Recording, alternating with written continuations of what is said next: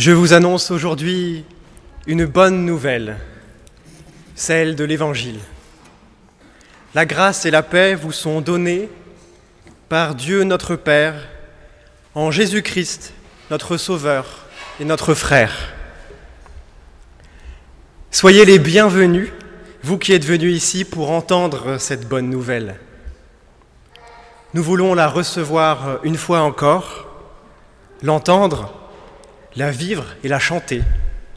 Cette bonne nouvelle qui est force de changement dans nos vies. Peu importe que vous soyez jeune ou plus âgé, habitué ou nouveau venu, fiers protestants ou simples curieux, voici pour vous tous, un temps à part, celui du culte. Un temps pour se délester de ce qui nous encombre, un temps pour se redemander quels sont nos réels besoins, un temps pour retrouver le chemin sur lequel nous voulons marcher. Entrons avec joie et en musique dans ce moment qui nous est offert, en chantant ensemble le cantique 51-11, « Chante, chante, peuple joyeux ». Et nous allons...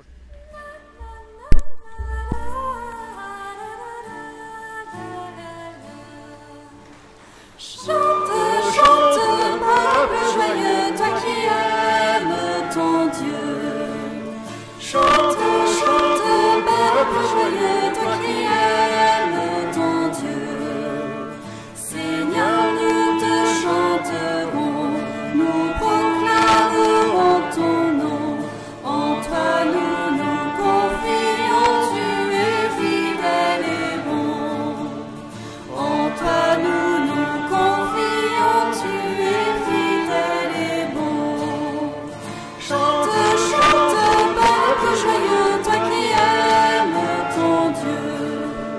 Chante, chante, peuple joyeux, toi qui aimes ton Dieu. Seigneur, nous te chanterons, nous proclamerons ton nom. En toi nous nous confions, tu es fidèle et bon. En toi nous nous confions, tu es fidèle et bon.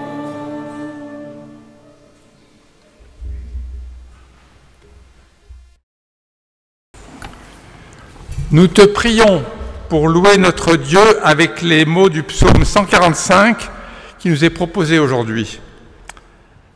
Alléluia, chante ô mon âme ta louange du Seigneur. Je veux louer le Seigneur tant que je vis, chanter mes hymnes pour mon Dieu tant que je dure. Ne comptez pas sur les puissants, des fils d'hommes qui ne peuvent sauver. Leur souffle s'en va, ils retournent à la terre, et ce jour-là périssent leurs projets. Heureux qui s'appuie sur Dieu, le Dieu de Jacob, qui met son espoir dans le Seigneur son Dieu. Lui qui a fait le ciel et la terre, et la mer et tout ce qu'il renferme, il garde à jamais sa fidélité. Il fait justice aux opprimés, aux affamés, il donne le pain, le Seigneur délie les enchaînés. Le Seigneur ouvre les yeux des aveugles, le Seigneur redresse les accablés, le Seigneur aime les justes. Le Seigneur protège l'étranger, il soutient la veuve et l'orphelin, il égare les pas du méchant. D'âge en âge, le Seigneur régnera. Ton Dieu, ô Sion, pour toujours.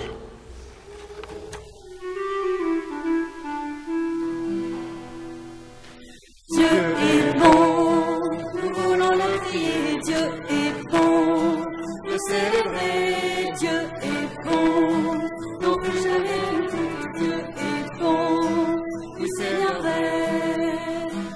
Et quand je pense à son amour pour moi, mon cœur de joie et je veux danser, car dans son cœur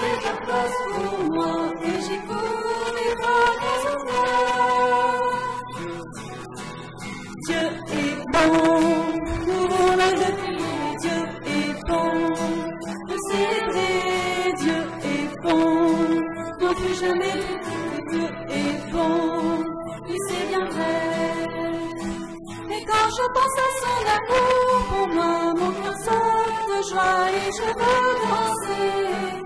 Car dans son cœur il y a de la place pour moi et je courrai dans son cœur. Dieu est bon, nous voulons le crier. Dieu est bon, le célébrer. Dieu est bon, nos plus jeunes écoutez. Dieu est bon, il sait bien vrai. Assurés de l'amour de Dieu en Jésus-Christ, nous reconnaissons notre péché.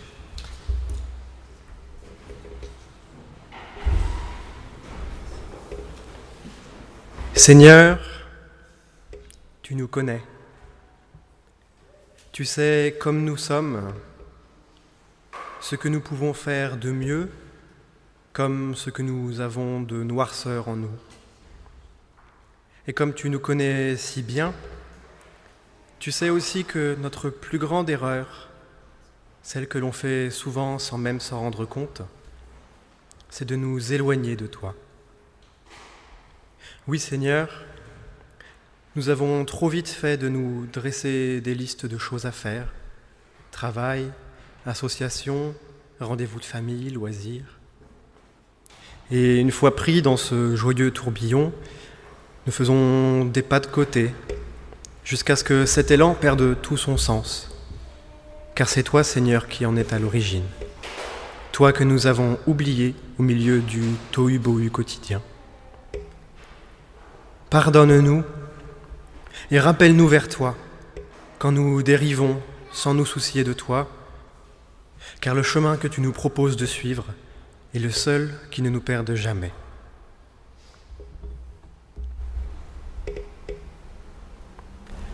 Dieu ne nous laisse jamais nous éloigner sans nous accompagner, même de manière discrète. Et il se réjouit toujours quand notre regard se tourne à nouveau vers lui. Son pardon nous est alors donné, car les retrouvailles comptent plus que le mouvement qui nous a égarés. Le Fils de l'homme est ainsi venu chercher et sauver ce qui était perdu.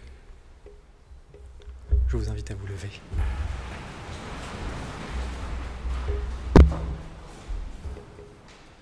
Pardonnés et libérés, écoutons à présent la volonté de Dieu. Notre Père a toujours entretenu en nos cœurs suffisamment de foi, d'espérance et d'amour. Fortifiez-vous donc par sa présence.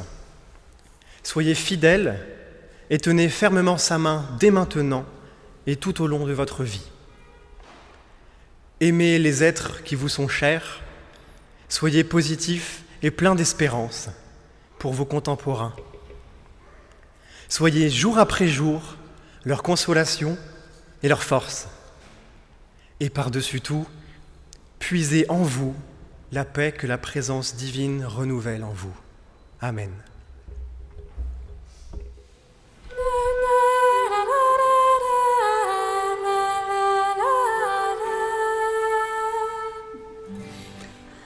Un jour dans tes paris vaut mieux que mille ailleurs. Seigneur, tu nous unis, nous sommes frères et sœurs. Rassemblés en ce lieu, nous louons notre Père. Voici l'Esprit de Dieu, nous sommes dans la lumière. Un jour dans tes paris vaut mieux que mille ailleurs. Seigneur, tu nous unis, nous sommes frères et sœurs. Jésus est parmi nous, Marie est notre pleure. Son regard est si doux, sa joie remplit nos cœurs. Un jour dans tes maris vaut mieux que mille ailleurs. Seigneur, tu nous unis, nous sommes frères et sœurs. Bientôt nous partirons, nous serons réunis. Sans fin nous le verrons, nous louerons Jésus-Christ. Un jour dans tes maris vaut mieux que mille ailleurs. Seigneur,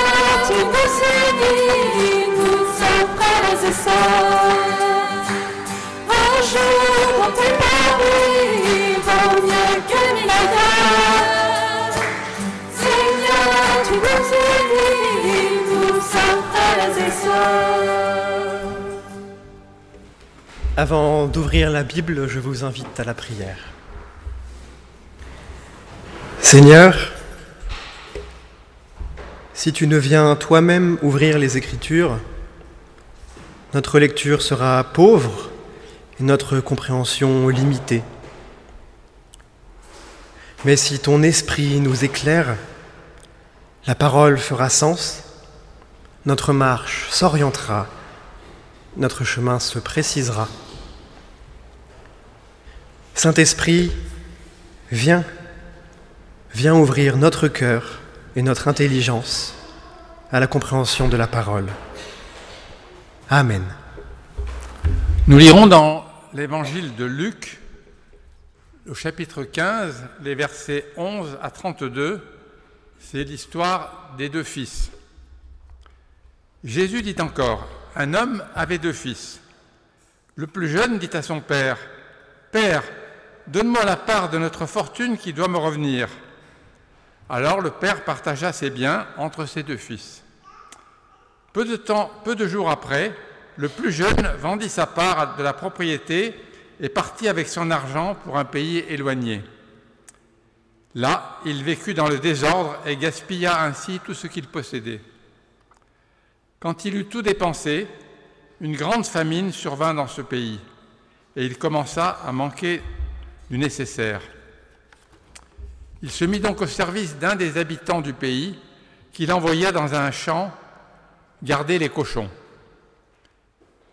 Il aurait bien voulu se nourrir des fruits du caroubier que mangeaient les cochons, mais personne ne lui en donnait. Alors il se mit à réfléchir sur sa situation et se dit « Tous les employés de mon père ont du pain en abondance, tandis que moi, ici, je meurs de faim. Je veux repartir chez mon père et je lui dirai « Père, j'ai péché contre Dieu et contre toi, je ne suis plus digne que tu m'appelles ton fils. Traite-moi donc comme l'un de tes employés. » Et il repartit chez son père. Tandis qu'il était encore assez loin de la maison, son père le vit et il fut bouleversé. Il courut à sa rencontre, le serra contre lui et l'embrassa longuement. Le fils lui dit alors « Père, j'ai péché contre Dieu et contre toi, je ne suis plus digne que tu m'appelles ton fils. » Mais le père dit à ses serviteurs « Vite, apportez le plus bel habit et mettez-le lui. Passez-lui une bague au doigt et des chaussures aux pieds. Amenez le veau bien gras et tuez-le. Nous allons faire un festin et nous réjouir, car mon fils que voici était mort et il est revenu à la vie. Il était perdu et je l'ai retrouvé. » Et ils commencèrent à faire la fête. Pendant ce temps, le fils aîné de cet homme était au champ. À son retour, quand il approcha de la maison, il entendit un bruit de musique et de danse. Il appela un des serviteurs et lui demanda ce qui se passait. Le serviteur lui répondit « Ton frère est revenu et ton père a fait tuer le veau bien gras parce qu'il a retrouvé son fils en bonne santé. » Le fils se mit alors en colère et il refusait d'entrer dans la maison. Son père sortit pour le supplier d'entrer. Mais le fils répondit à son père « Écoute, il y a tant d'années que je te sers, sans avoir jamais désobéi à l'un de tes ordres. Pourtant, tu ne m'as jamais donné même un chevreau pour que je fasse la fête avec mes amis. Mais quand ton fils, que voilà, revient, lui, qui a dépensé entièrement ta fortune avec des prostituées, pour lui, tu fais tuer le veau bien gras. » Le père lui dit « Mon enfant, toi, tu es toujours avec moi, et tout ce que je possède est à toi. Mais nous devions faire une fête et nous réjouir, car ton frère que voici était mort, et il est revenu à la vie. Il était perdu, et le voilà retrouvé. »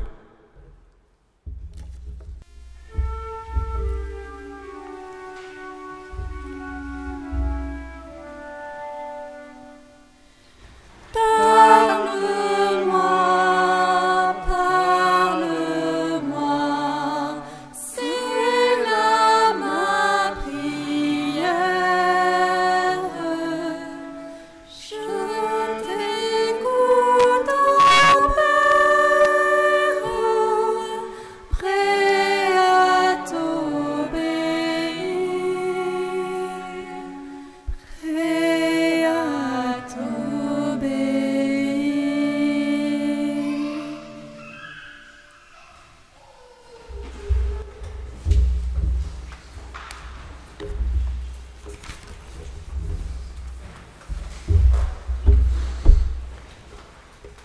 Depuis ces événements, les deux frères ne se sont pas parlé.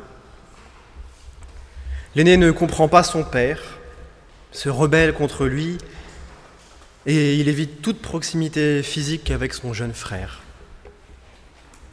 Il est trop remonté contre eux deux, il ne veut plus les voir. Il est trop aigri, jaloux de l'accueil qu'on a réservé à celui qui a dépensé tout son argent d'une manière inutile, scandaleuse. Quant au plus jeune, il se réjouit de cette fête inespérée, mais en même temps, il est très désarçonné. Il n'a pas eu le temps de dire quoi que ce soit, et il a l'impression de n'avoir rien mérité. Et puis, n'était-ce quand même pas un peu trop ? En plus de cela, il est très attristé par la distance de son frère, eux qui étaient pourtant si proches par le passé. Il a beaucoup de mal à comprendre l'enchaînement des événements et il voudrait beaucoup parler à son frère. Alors, puisque c'est impossible de le voir en tête-à-tête, il essaye de communiquer autrement. Il sait que son aîné aime profiter de ces moments de repos, là-bas au pied du vieux cèdre, à la bordure des terres de leur père. Alors avec beaucoup d'espoir, le jeune frère va y laisser un petit message pour que peut-être les choses se détendent un peu.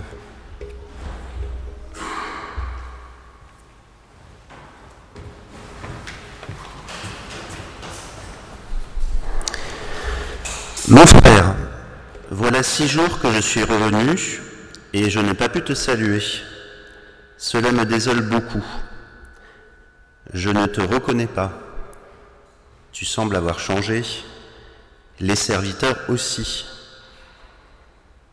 D'ailleurs, même notre père me semble très différent.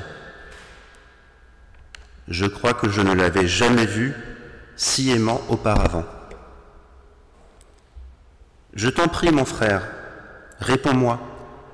Tout ceci me bouleverse, et j'aimerais te retrouver, toi mon frère, sage et fidèle, toi avec qui j'ai toujours plaisir à être, même dans nos disputes.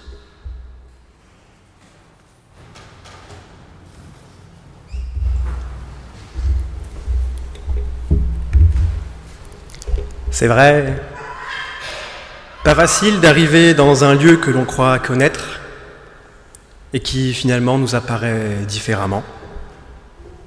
Est-ce que cela a toujours été comme ça sans qu'il s'en rende compte ?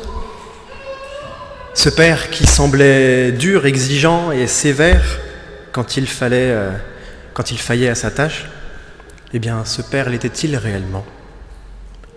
Cet amour fou, démesuré dont il a fait preuve à son retour il y a quelques jours, est-ce nouveau ? Ou bien était-il déjà là depuis le début ? Peut-être le jeune fils le percevait-il mal ? Peut-être était-il déjà trop curieux de voir tout le reste du monde pour réaliser comme son père l'aimait. En tout cas, ça doit faire drôle ce regard neuf, intense posé sur lui, cette fête digne d'un prince pour lui, le rebelle, le vaurien presque mort de faim à cause de sa trop grande fougue.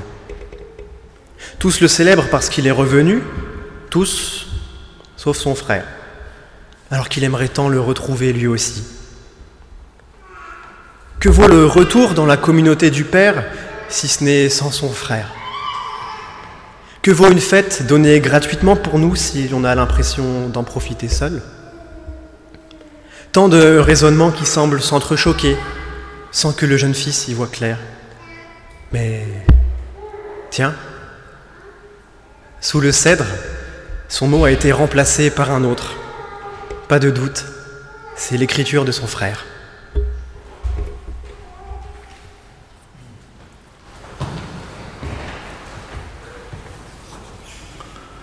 Tu veux me saluer, mon frère ? Tu aurais dû y penser et le faire avant de partir sans un mot. Tous te croyaient mort. Aujourd'hui, je me demande si ça n'aurait pas été mieux que ce soit le cas. Tu as toujours été si facile pour toi. Tout a toujours été si facile pour toi. Père t'a toujours tout donné, tout pardonné. Tu dois bien être le seul à avoir l'impression que Père ne t'aimait pas. Il t'aimait tant que tu ne le voyais même pas. Ça l'a déchiré de te voir partir, mais il n'a rien fait pour te retenir. Comme d'habitude, tout est permis. Et cette fête pour ton retour, quel scandale! Je n'ai jamais rien célébré, moi, rien. Je n'ai jamais rien demandé à Père. Si ma part d'héritage, ni ma part d'héritage, ni de bétail pour les fêtes, rien. J'ai toujours été fidèle, droit, discret. Mais toi, tu as tout ce que tu demandes, et tu oublies même ce que tu n'as pas demandé. Ne t'étonne donc pas si je me suis fait si distant.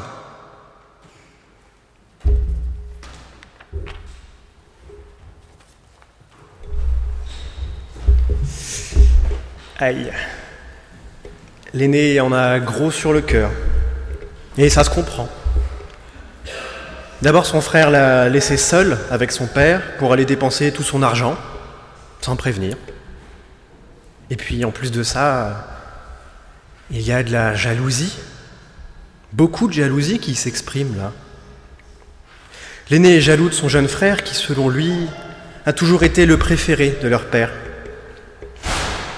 Ça ne serait pas la première fois dans la Bible que la rivalité s'installe entre frères et que les parents aient des petits chouchous jusqu'à ce que ça prenne des proportions bien plus dramatiques.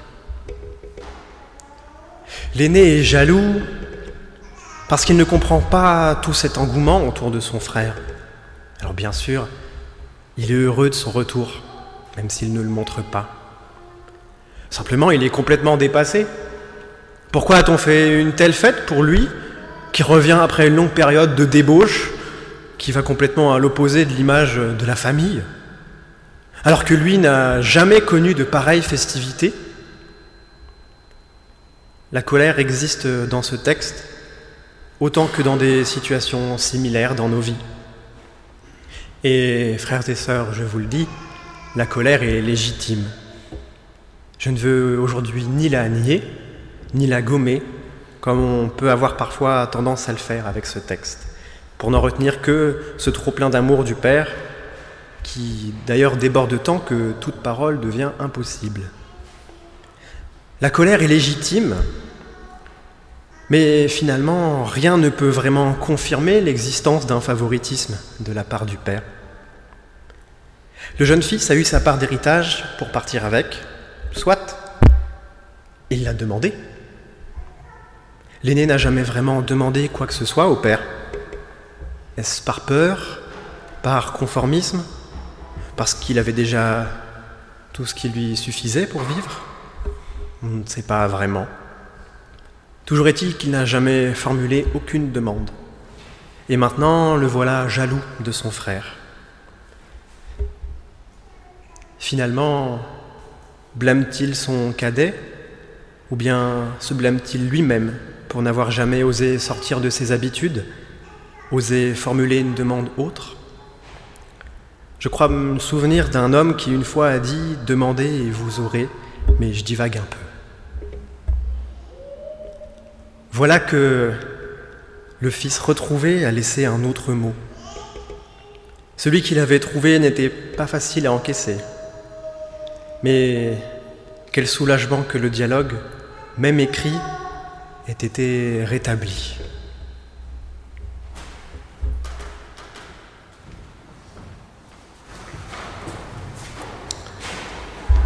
Mon frère, j'espère que tu pourras me pardonner d'être parti.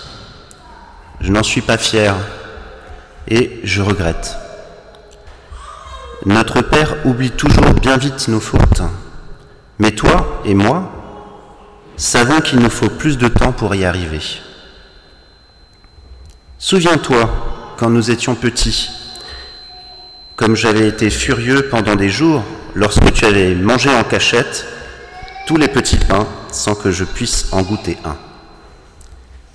Je crois comprendre ce que tu m'as écrit, mais tu sais, Comme tu dis, cette fête, je ne l'ai pas voulu. Pour tout te dire, je voulais me faire tout petit, j'avais peur d'être rejeté, traité de vaurien et de débauché. Je voulais racheter ma place en travaillant de mes mains parmi nos serviteurs, mais je n'ai rien pu dire. Pas un seul mot. Personne n'a rien voulu savoir de mes projets. Et j'ai tout de suite été vêtu et nourri comme un roi. C'était génial, hein, et frustrant à la fois. Peut-être Père avait-il déjà envisagé tout ça? Peut-être qu'il s'en fichait. Je ne veux pas te mentir, je suis incroyablement soulagé d'avoir été accueilli comme cela. Mais si notre Père n'exige rien de moi pour que je sois accepté de nouveau, sache que ce n'était pas ce que j'imaginais. Et d'ailleurs, je crois que j'ai envie de me montrer digne de cet accueil. C'est certain, je veux me mettre à l'ouvrage. Et finalement, ce n'est pas pour regagner l'estime de notre Père, mais pour lui répondre à ma manière. Et surtout, pour que tu vois, toi, que je suis sincère. J'ai compris à présent que c'est ici ma seule véritable place.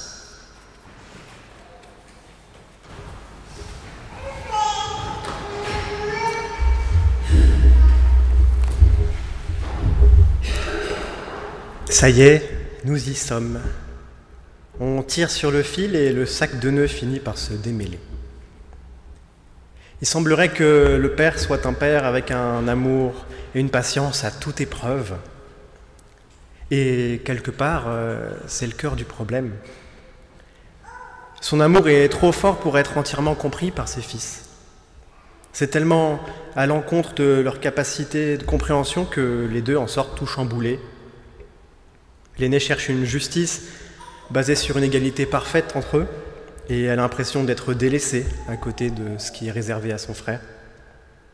Et ce dernier, qui prévoyait de travailler dur pour avoir le droit de revenir, pour être accepté par tous, voit tous ses plans tomber comme s'il ne s'était rien passé. C'est compliqué quand on reçoit un trop gros cadeau.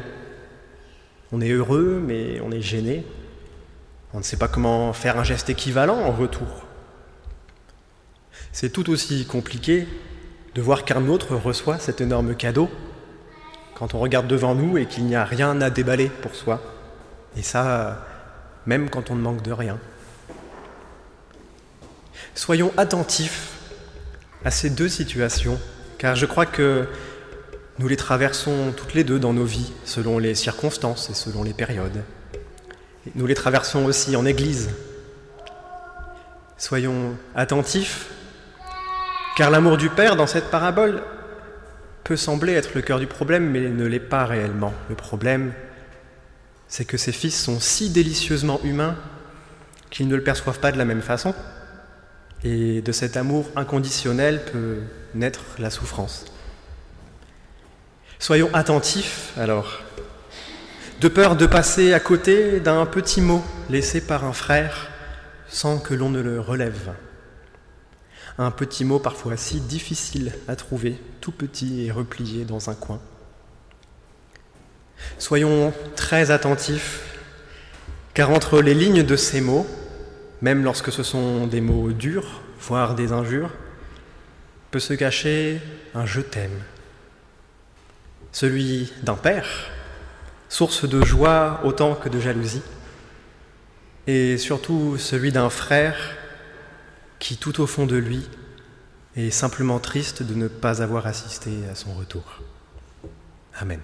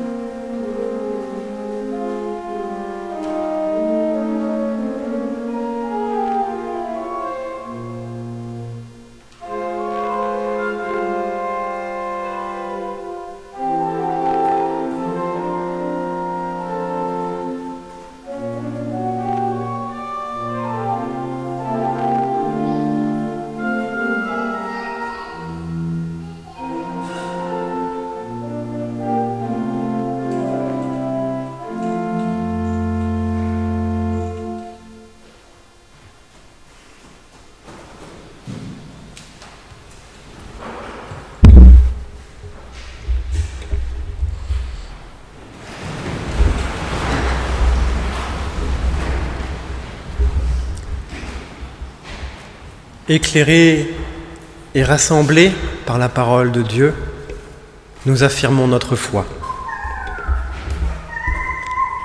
Nous croyons en Jésus-Christ, le Fils unique de Dieu, qui s'est fait homme pour que nous ayons pardon, joie et salut.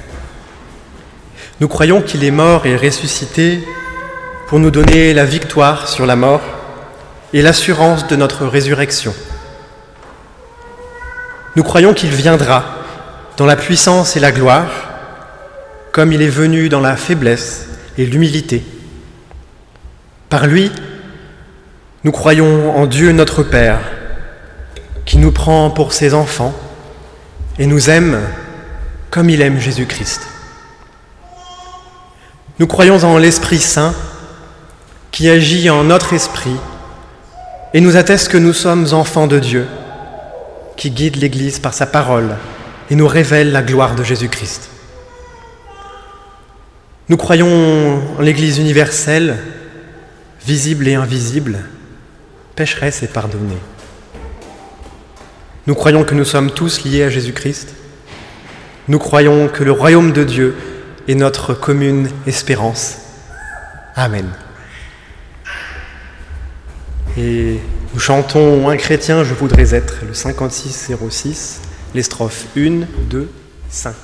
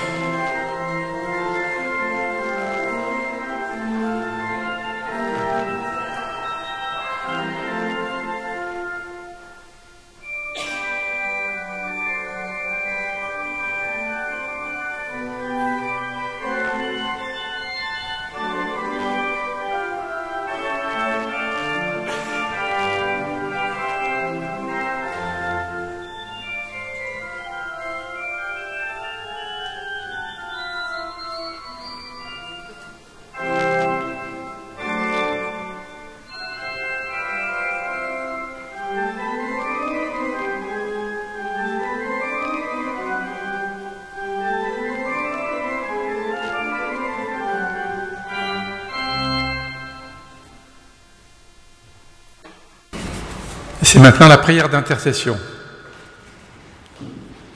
Nous nous unissons à la prière d'intercession.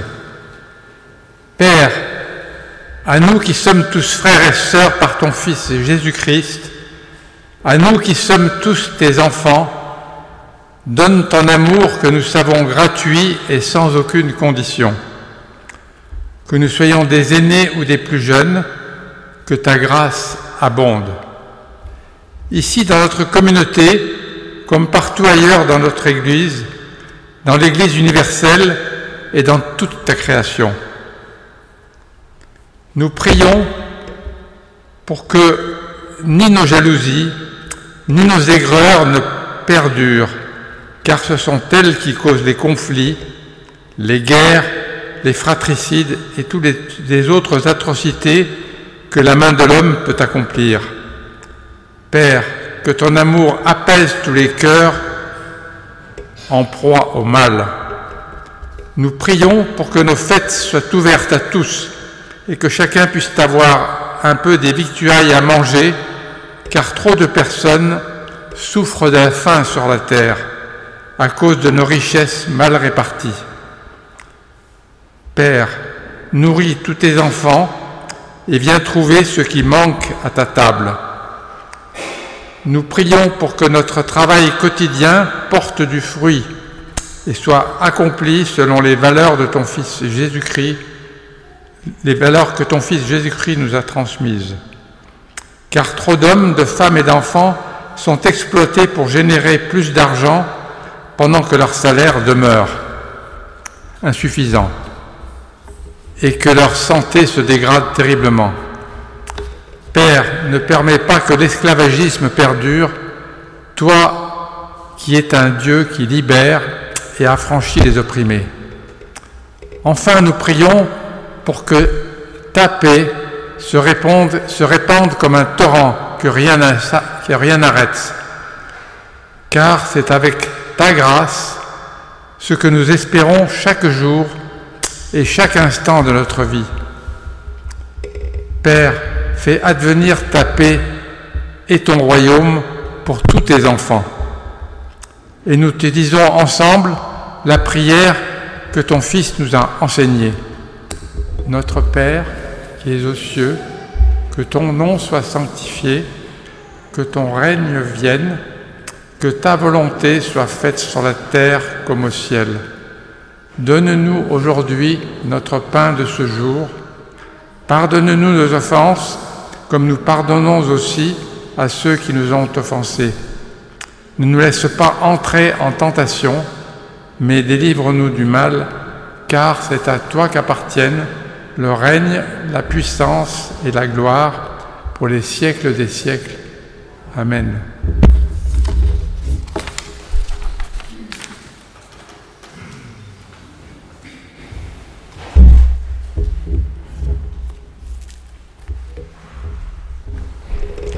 Je vous invite à vous lever pour recevoir les paroles d'envoi et de bénédiction.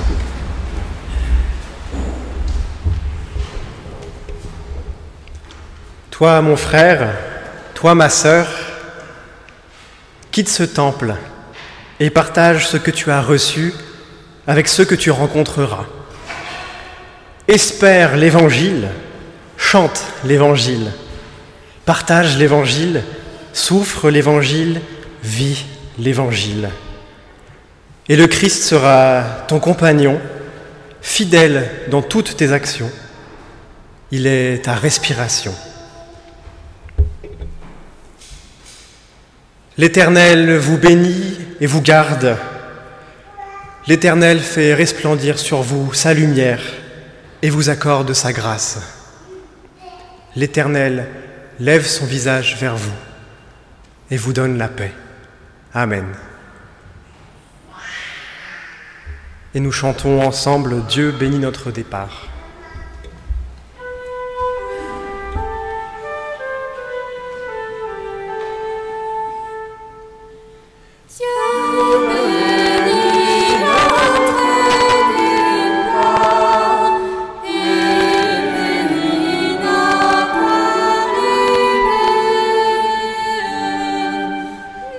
Nous marchons en ton